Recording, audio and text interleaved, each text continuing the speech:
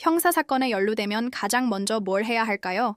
보통은 경찰 조사 연락을 받거나 고소장을 받으면서 시작되는데 이때부터 머릿속이 하얘지죠.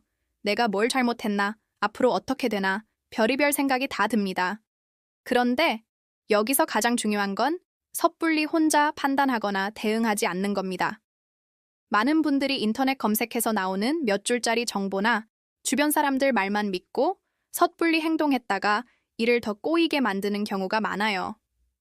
병원에 갔는데 의사 얼굴도 안 보고 문 앞에서 나 배 아파요? 한마디 하고 약 주세요 하는 것과 같아요. 정확한 진단 없이 제대로 된 처방이 나올 수 있을까요? 법률 문제도 똑같습니다.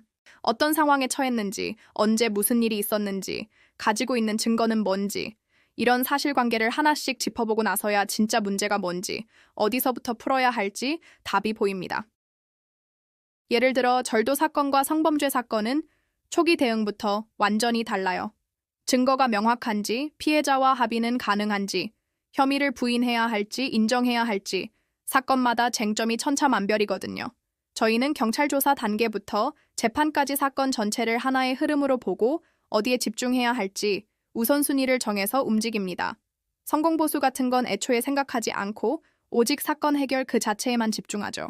그래야 진짜 의뢰인에게 필요한 게 뭔지 보이니까요. 민사사건도 마찬가지입니다. 돈을 못 받았다고 무작정 소송부터 하는 게 능사가 아니에요.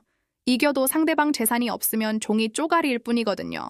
그래서 저희는 소송을 시작하기 전에 이길 수 있는지, 이겼을 때 실제로 돈을 받아낼 수 있는지, 상대방 재산 조사를 통해 집행 가능성까지 전부 따져보고 사건의 방향을 설계합니다.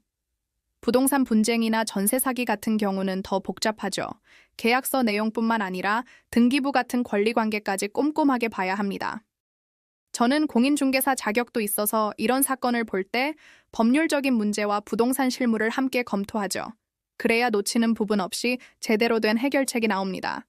가족 간의 일, 특히 이혼이나 재산 분할, 양육권 문제는 더더욱 신중해야 합니다. 당장 감정 싸움에 휘말리기보다는 앞으로 남은 긴 인생 동안 어떤 분쟁이 또 생길 수 있을지까지 내다보고 그림을 그려야 해요.